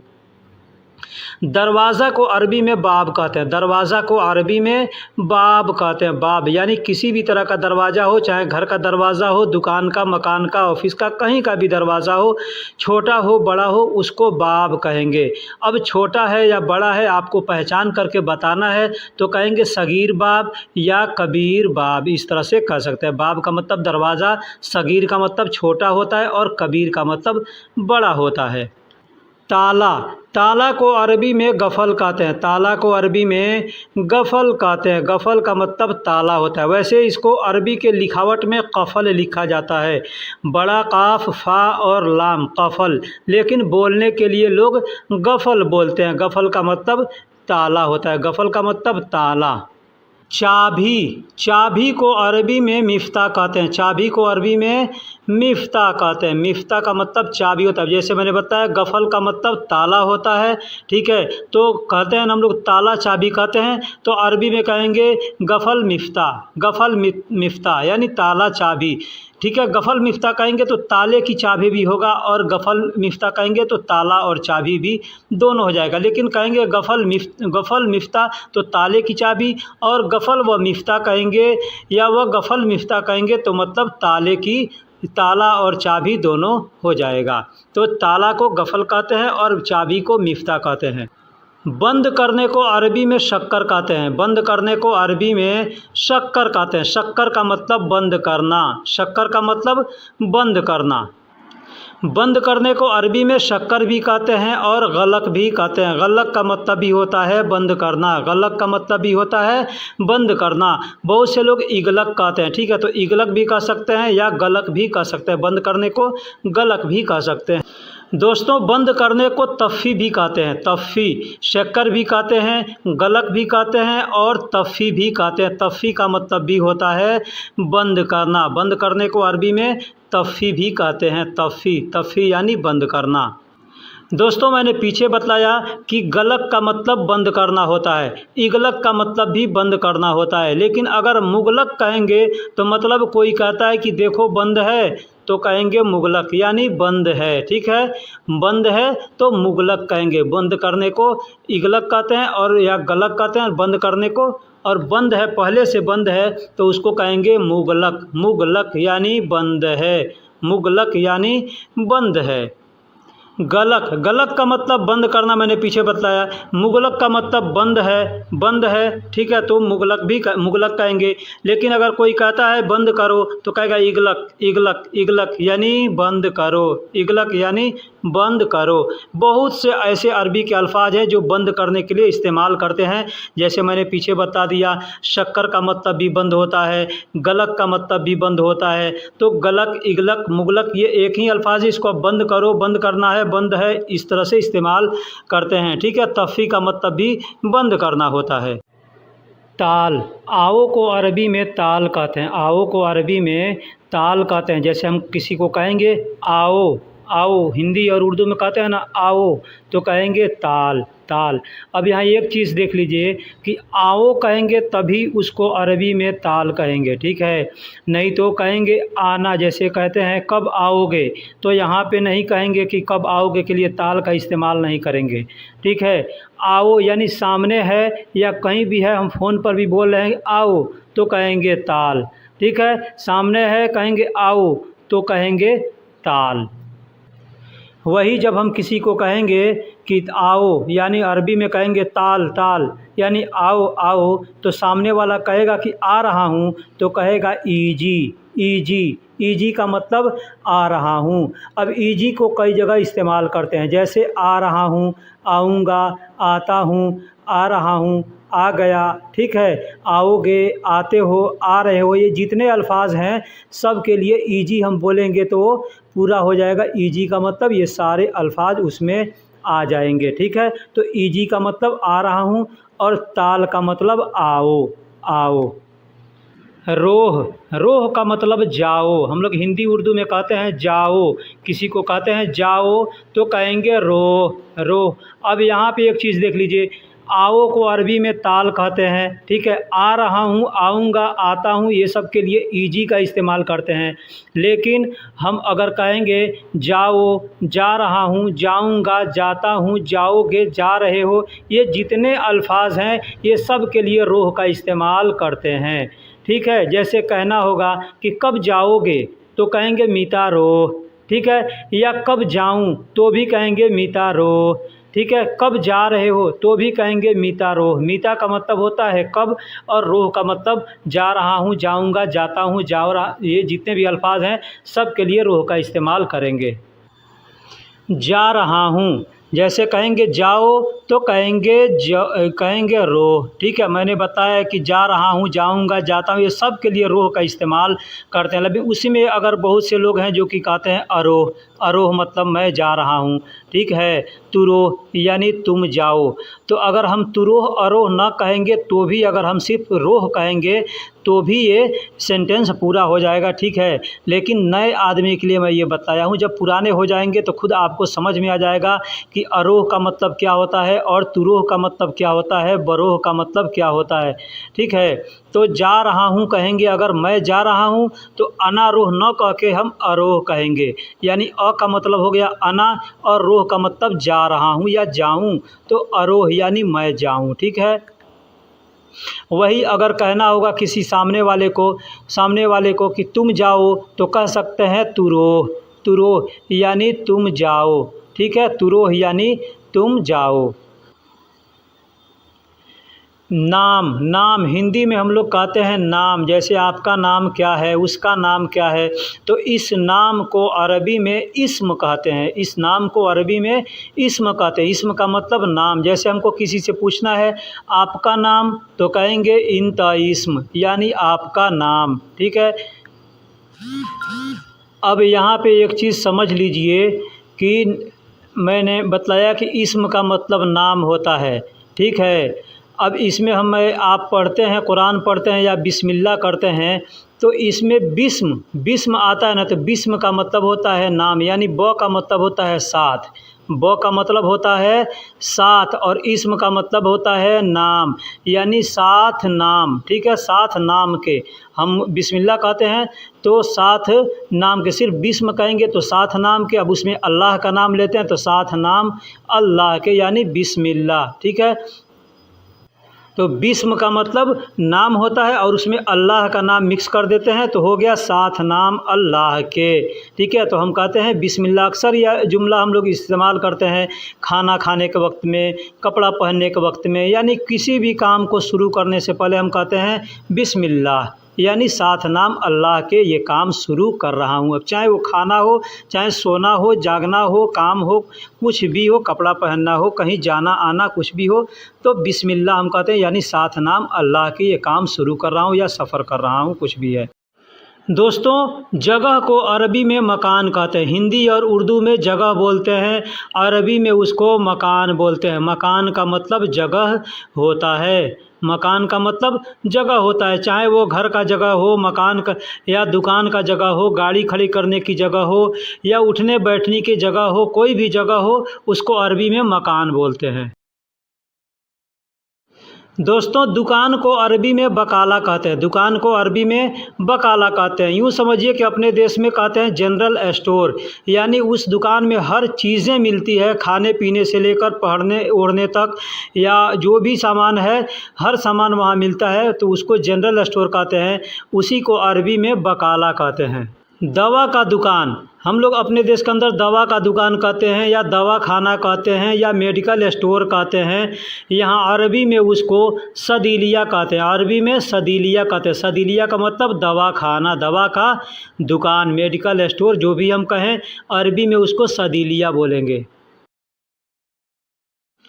अस्पताल को अरबी में मुस्तशफ़ा कहते हैं। हम लोग अपने देश में हिंदी में अस्पताल कहते हैं, इंग्लिश में हॉस्पिटल कहते हैं, उसको अरबी में मुस्तशफ़ा कहते हैं। मुस्तशफ़ा मतलब अस्पताल या हॉस्पिटल, जो भी कहें उसको अरबी में मुस्तशफ़ा कहते हैं। डॉक्टर को अरबी में तबीब कहते हैं। डॉक्टर को अरबी में तबीब कहते हैं। ये तबीब अल्फाज उर्दू में भी मिल जाता है। उर्दू में भी हम लोग जो उर्दू पढ़े हैं उनको पहले से मालूम होगा कि डॉक्टर को अरबी में तबीब कहते हैं। हिंदी में वैद्य कहते हैं, इंग्लिश में डॉक्टर कहते हैं और अरबी और उर्दू में तबीब कहते हैं। बीमार को अरबी में ताबान कहते हैं। बीमार को अरबी में ताबान का मतलब बीमार होता है। ताबान का मतलब बीमार होता है। बीमार को अरबी में ताबान कहते हैं। बीमार को अरबी में मरीद भी कहते हैं। मरीद यानी बीमार। ये अल्फाज आप उर्दू में आपको मिल जाएगा। उर्दू जो लोग पढ़े हैं उनको मालूम होगा, या अपने देश के अंदर उर्दू या हिंदी कोई भी होगा, वो लोग बोलते हैं मरीज बोलते हैं अपने देश के अंदर। मरीज का मतलब बीमार होता है। वही अल्फाज सेम है। अरबी में उसको मरीज न कह के मरीद कहते हैं। मरीद यानी बीमार। वो ऐसा होता है, अरबी में जब लिखा जाता है तो मीम, रा, या और ज़्वाद से लिखा जाता है। तो कितने लोग ज़्वाद को ज़्वाद कहते हैं, कितने लोग द्वाद कहते हैं। तो जो द्वाद कहते हैं वो मरीद कहेंगे और जो ज़्वाद कहते हैं वो मरीज़ कहेंगे। तो ये अल्फाज उर्दू में भी आपको मिलेगा। दवा को अरबी में दवा ही बोला जाता है। उर्दू, हिंदी, कोई भी लैंग्वेज हो उसमें हम लोग अपने देश के अंदर दवा को दवा कहते हैं। अरबी में भी दवा को दवा ही कहा जाता है। हवा को अरबी में भी हवा ही बोला जाता है। हिंदी, उर्दू में भी हवा कहते हैं और अरबी में भी हवा ही कहते हैं। दोस्तों, इस तरह का एक वीडियो हमने बना करके अपलोड किया है पहले का, जिसमें हम कम से कम 100 से ऊपर अल्फाज उस वीडियो में दिए हैं, जो सिर्फ ये बताता है, उस वीडियो में बताया हूँ उस अल्फाजों को जो हम लोग हिंदी और उर्दू में रोज़ इस्तेमाल करते हैं, लेकिन हमको मालूम नहीं होता है कि ये हिंदी है या उर्दू है या अरबी है। ठीक है, हम लोग हिंदी उर्दू समझ के उस इस्तेमाल करते हैं। जैसे दवा को दवा कहते हैं, हवा को हवा कहते हैं, मुश्किल को मुश्किल कहते हैं। ठीक है, बीमार को मरीज़ कहते हैं। ये ऐसे अल्फाज है, कम से कम 100 से ऊपर अल्फाज है उस वीडियो में हमने बनाया है। अगर आपको वो वीडियो चाहिए, नहीं मिलता है तो आप हमसे लिंक मांगिएगा, मैं उसका लिंक दे दूँगा। इंशाल्लाह आप देख करके उससे फ़ायदा उठा सकते हैं। पानी को अरबी में मोया कहते हैं। पानी को अरबी में मोया कहते हैं। मोया का मतलब पानी। बहुत से कंट्री में माई बोलते हैं, मोया बोलते हैं, मोय बोलते हैं, माँ बोलते हैं, माउन बोलते हैं। ठीक है, तो पानी के का भी कई तरीके से नाम है। नाम एक ही है लेकिन उसको बोलने का अलग अलग तरीका है। अलग अलग क्षेत्रों के हिसाब से ये नाम बदल जाता है। पीने को अरबी में शरब कहते हैं। पीने को अरबी में शरब कहते हैं। कुछ भी पीना हो, पानी पीना हो, दूध पीना हो, शरबत पीना हो, कोई भी चीज़ पिएंगे तो उसको शरब कहेंगे। शरब यानी पीना। खाना खाने को अरबी में अक्किल कहते हैं। खाना खाने को अरबी में अक्किल कहते हैं। अब कुछ भी खाएंगे तो उसको अक्किल कहेंगे। खाना खाएंगे तो भी अक्किल कहेंगे, नाश्ता खाएंगे तो भी अक्किल कह सकते हैं। अब कोई भी चीज़ खाने, जैसे फल है, फ्रूट है, चाहे खाना है, रोटी है, जो भी चीज़ आप खाएंगे तो उसको अक्किल कहते हैं। खाने को अक्किल कहते हैं। दोस्तों, मैंने बताया कि खाना खाने को अक्किल कहते हैं और खाना को अरबी में तो आम कहते हैं। खाना को अरबी में तो आम कहते हैं। दाल, चावल, रोटी, सब्जी जो कुछ भी है उसको तो आम कहेंगे, उसको तो आम कहेंगे। लेकिन जब उसको खाएंगे तो कहेंगे अक्किल मतलब खा रहा हूँ या खाऊंगा या खाता हूँ।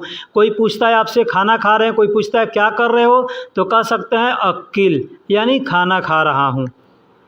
चलने को अरबी में यमसी कहते हैं। चलने को अरबी में यमसी कहते हैं। यमसी का मतलब चलना होता है। जैसे हम चलते हैं तो उसको यमसी कहेंगे। कोई कहेगा चलो तो कहेगा यमसी, या चलता हूँ तो कहेंगे यमसी यानी चलता हूँ, चलूँगा, चल रहा हूँ, सब के लिए यमसी का इस्तेमाल किया जाता है। रोको या रुको यानी रुकने को अरबी में वक़्फ़ कहते हैं। किसी से कहेंगे रोको तो भी कहेंगे वक़्फ़, रुको तब भी कहेंगे वक़्फ़, या रुकना है तो भी कहेंगे वक़्फ़, रुका हूँ तो भी कहेंगे वक़्फ़। ठीक है, यानी जितने भी अल्फाज हैं, रोको, रुको, रुकूंगा, रुकता हूँ, सब के लिए वक़्फ़ का इस्तेमाल किया जाता है। चलो उठो, चलो उठो, किसी को कहना हो कि चलो उठो तो कहेंगे यल्ला गुम, यल्ला गुम। यानी पीछे मैंने बताया कि चलने को अरबी में यमशी कहते हैं, ठीक है, लेकिन चलने को अरबी में यल्ला भी कहते हैं, लेकिन यमशी और यल्ला अलग अलग तरीके से इस्तेमाल किया जाता है, ठीक है। तुरंत हमको कहना है किसी से चलो चलो तो कहेंगे यल्ला, यल्ला यानी चलो, ठीक है। और अगर थोड़ी देर बाद या इसे रुक करके आदमी कहता है नहीं कि जाऊंगा चलूंगा, तो वहाँ पे यमशी का इस्तेमाल किया जाता है। लेकिन तुरंत कहना है कोई साथ में है तो कहते हैं कि चलो, तो अरबी में कहेंगे यल्ला, यल्ला यानी चलो। तो अगर हमको कहना है कि चलो उठो, कोई आदमी सोया है तो कहते हैं ना चलो उठो, चलो उठो, अब वक्त हो गया तो कहेंगे यल्ला गुम यानी चलो उठो। यल्ला का मतलब चलो और गुम का मतलब उठना होता है। गुम का मतलब उठना, किसी को कहना है उठो उठो तो कहेंगे गुम गुम यानी उठो उठो। दोस्तों अभी मैंने बताया कि कहेंगे चलो उठो तो कहेंगे यल्ला गुम। अब वही कहना है कि जल्दी उठो, जल्दी उठो तो कहेंगे गुम बदरी, गुम बदरी। गुम का मतलब उठो होता है और बदरी का मतलब जल्दी होता है, बदरी का मतलब जल्दी होता है। तो कहना होगा जल्दी उठो तो कहेंगे गुम बदरी, गुम बदरी। या यूँ भी बोल सकते हैं सूरा गुम, सूरा गुम। सूरा का मतलब ही होता है जल्दी और बदरी का और गुम का मतलब उठो, तो कह सकते हैं सूरा गुम या गुम बदरी। अक्सर ज़्यादा लोग इस्तेमाल करते हैं गुम बदरी यानी जल्दी उठो। दोस्तों जल्दी को अरबी में बदरी कहते हैं। मैंने पीछे बताया कि जल्दी को अरबी में बदरी भी कहते हैं और सूरा भी कहते हैं। सूरा का मतलब भी होता है जल्दी और बदरी का मतलब भी होता है जल्दी। गुम, गुम का मतलब उठना होता है। कहेंगे किसी को उठो तो कहेंगे गुम। इसको मैंने अलग अलग भी बता दिया है ताकि आदमी को समझ में आ जाएगा, और एक में भी मैंने बता दिया है, ठीक है। तो उठने को अरबी में गुम कहते हैं, गुम यानी उठो। तोड़ना, हिंदी उर्दू में कहते हैं तोड़ना, अरबी में कहते हैं कसर, कसर यानी तोड़ना। अब कोई चीज़ टूट गया तो कहेंगे कसर, तोड़ दिया तो कहेंगे कसर, तोड़ूंगा तो कहेंगे कसर, ठीक है। तो कसर का इस्तेमाल कई जगह किया जाता है। कसर का मतलब टूटना, यानी जो भी चीज़ टूटने के लिए है, जैसे लकड़ी टूट गया, प्लेट टूट गया, कुर्सी टूट गया, गिलास टूट गया तो कहेंगे कसर, कसर। वज़ू भी टूट जाए तो कहेंगे कसर, ठीक है। कसर का मतलब टूट गया या तोड़ना। पहले से कोई चीज़ टूटा हुआ है तो कहेंगे मकसूर, मकसूर। पहले से कोई टूटा हुआ है तो कहेंगे मकसूर यानी पहले से टूटा हुआ है, पहले से टूटा हुआ है। अब दोस्तों ये मकसूर अल्फाज आया तो मैं यहाँ पे एक चीज़ बताता चलूँ कि किसी भी अल्फाज के शुरू में अगर आप म का इस्तेमाल करते हैं तो वो आपको पहचान दिलाता है कि ये काम पहले से हो गया है, ये काम पहले से हो गया है। वहाँ पे म का इस्तेमाल किया जाता है अल्फाज के शुरू में। जैसे मकसूर मतलब टूटा हुआ, मफतूह यानी खुला हुआ, मशक्कर यानी बंद, ठीक है। तो इस तरह के बहुत से अल्फाज हैं, यानी किसी भी अल्फाज के शुरू में आप म का इस्तेमाल कर देते हैं तो उसका मतलब होता है वो काम पहले से हो गया है। जैसे टूटा हुआ को कहेंगे मकसूर। अब टूटने को कसर कहते हैं और टूटा हुआ है तो मकसूर कहेंगे, लेकिन जोड़ने को अरबी में युदिफ कहते हैं, युदिफ, युदिफ यानी जोड़ना, युदिफ यानी जोड़ना। रास्ता को अरबी में तरीक कहते हैं, रास्ता को अरबी में तरीक कहते हैं। जिस रास्ते पर हम चलते हैं, रोड पर चलते हैं, उसको हम लोग रोड कहते हैं, सड़क कहते हैं, रास्ता कहते हैं, डगर कहते हैं। बहुत से अल्फाज हैं हमारे हिंदी और उर्दू में, तो उसी तरह से अरबी में भी बहुत से अल्फाज हैं। एक अल्फाज है रास्ता को अरबी में तरीक कहते हैं, तरीक यानी ये भी एक अल्फाज है, और भी अल्फाजों को मैं आगे बता रहा हूँ। रास्ता को अरबी में सबील भी कहते हैं, सबील। मैंने पहले बताया कि तरीक कहते हैं, फिर से सबील यानी तरीक भी कहते हैं और सबील भी कहते हैं। दोस्तों रास्ता को अरबी में सिरात भी कहते हैं, रास्ता को अरबी में सिरात भी कहते हैं, यानी तरीक भी कहते हैं, सबील भी कहते हैं और सिरात भी कहते हैं। और भी बहुत से अल्फाज होंगे जो रास्ता के लिए, सड़क के लिए इस्तेमाल किया जाता है। अगर आपको मालूम हो तो आप कमेंट बॉक्स में ज़रूर लिखिएगा कि रास्ते को ये अल्फाज भी बोला जाता है।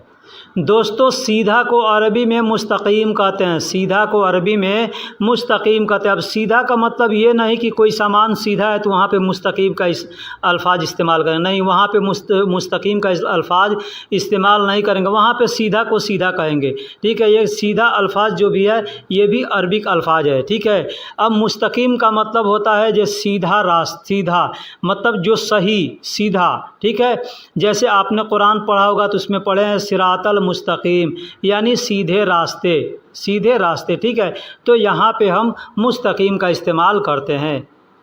दोस्तों मैंने बताया कि सीधा को अरबी में मुस्तकीम भी कहा जाता है और सीधा को अरबी में सीधा भी बोलते हैं। अब ये सीधा अल्फाज अरबी है या उर्दू है ये नहीं मालूम, लेकिन अरबी लोग अक्सर सीधा को सीधा ही बोलते हैं। सीधा को अरबी में अलातुल भी बोलते हैं, अलातुल यानी सीधा भी है। अलातुल कहाँ इस्तेमाल किया जाता है? अलातुल का मतलब कोई लकड़ी सीधा है उसको सीधा नहीं बोलेंगे, उसको अलातुल नहीं बोलेंगे। मतलब हम कहीं जा रहे हैं, किसी से पूछना है कि हमको दम्माम जाना है, इसका रास्ता बता दो, तो अगर सीधा रास्ता है तो आदमी कहेगा अलातुल रो, अलातुल रो, यानी सीधा जाओ या लगातार जाओ। ठीक है, वो तो इसको अलातुल कहते हैं। यानी या कोई काम कर रहे हैं तो हम कहेंगे अलातुल, यानी लगातार करते रहो तो भी कहेंगे अलातुल। ठीक है, तो अलातुल का मतलब सीधा भी होता है और लगातार भी होता है। दोस्तों बहुत या ज़्यादा ये दो अल्फाज हैं, बहुत या ज़्यादा, तो इसको अरबी में मर्रा कहते हैं, मर्रा। अब मर्रा का मतलब कहीं बहुत होता है कहीं ज़्यादा होता है। ठीक है, जैसे आप बाज़ार में जाते हैं सामान खरीदने, किसी से पूछा कि हाजा कम रियाल, मतलब यह कितने रियाल का है, तो वो कहता है हाजा खमसा रियाल, मतलब यह 5 रियाल का है। तो अगर आपको महंगा लग रहा है तो कहेंगे मर्रा गाली, मर्रा गाली, यानी बहुत महंगा है या ज़्यादा महंगा है। इसका मतलब दोनों हो गया, बहुत महंगा है या ज़्यादा महंगा है। गाली का मतलब महंगा होता है और मर्रा का मतलब बहुत या ज़्यादा, दोनों के लिए इस्तेमाल किया जाता है। दोस्तों जैसे मैंने बताया कि बहुत महंगा है कोई सामान तो आप कह सकते हैं मर्रा गाली, मर्रा गाली। मर्रा का मतलब बहुत या ज़्यादा और गाली का मतलब महंगा। अब आप चाहें तो मर्रा गाली न कह के सिर्फ गाली भी कह सकते हैं, सिर्फ गाली भी कह सकते हैं, यानी महंगा, महंगा कोई सामान महंगा। लेकिन ऐसे नहीं समझ में आएगा, आप कहेंगे मर्रा गाली तो मतलब हो गया बहुत ज़्यादा है या बहुत महंगा है।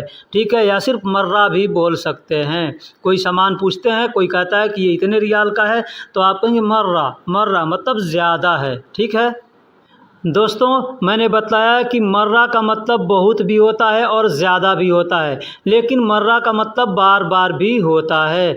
जैसे कोई हम काम करते हैं, कोई कहता है कि ना करो, फिर भी हम करते हैं, फिर कहता है ना करो, फिर हम करते हैं, तो आदमी कहता है कि मर्रा मर्रा, यानी बार बार एक ही गलती ना करो। मर्रा मर्रा वाहिद खलतान माफ़ी सौवी, यानी एक ही गलती को बार बार न करो तो कहेगा मर्रा मर्रा। ठीक है, मर्रा मर्रा का मतलब भी बार बार होता है। अब कहते हैं वाहिद मर्रा यानी एक बार, इत्नैन मर्रा यानी 2 बार। ठीक है, और वही कहेंगे तलाता मर्रा, अरबा मर्रा, तो ऐसे भी कह सकते हैं 1 बार 2 बार 4 बार, हम लोग अपने देश में कहते हैं ना, तो 1 बार 2 बार 3 बार 4 बार, तो उसी को अरबी में भी कह सकते हैं वाहिद मर्रा, इत्नैन मर्रा, तलाता मर्रा, अरबा मर्रा, खमसा मर्रा, जितना मर्रा कहना है कह सकते हैं। लेकिन वही कहेंगे कि बार बार तो कहेंगे मर्रा मर्रा यानी बार बार। दोस्तों मैंने बताया कि 1 बार कहेंगे तो कहेंगे वाहिद मर्रा, दूसरी बार कहेंगे तो इत्नैन मर्रा कह सकते हैं या तानी मर्रा भी कह सकते हैं। तानी का मतलब भी दूसरा होता है और इत्नैन का मतलब भी दूसरा होता है।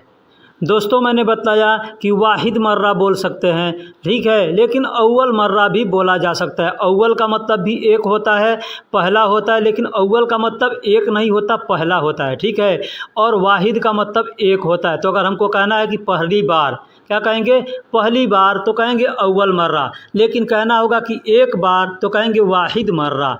ठीक, ये चीज़ को आप समझ लीजिए। ये सब चीज़ें अगर जो आदमी समझ जाएगा ना तो उसको अरबी बोलने से कोई आदमी नहीं रोक सकता है। वो आदमी आसानी से अच्छे से अरबी बोलेगा और समझेगा।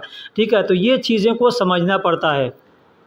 तो दोस्तों वीडियो कैसी लगी आप हमको कमेंट बॉक्स में ज़रूर बताइएगा। कुछ गलती हुआ होगा वो भी आप बताइएगा। हमारे चैनल पर स्ट्राइक आया हुआ था जिसकी वजह से मैं वीडियो अपलोड नहीं कर रहा था। ये दूसरा वीडियो है, ठीक है। अगर आपको पसंद आए तो आप कमेंट्स में लिखिएगा कि इस तरह का वीडियो बनाइए, तो मैं लगातार इस तरह का वीडियो बनाते रहूँगा ताकि आपको ज़्यादा से ज़्यादा फ़ायदा हो सके। कुछ समझ में ना आए तो आप कमेंट बॉक्स में ज़रूर लिखिएगा।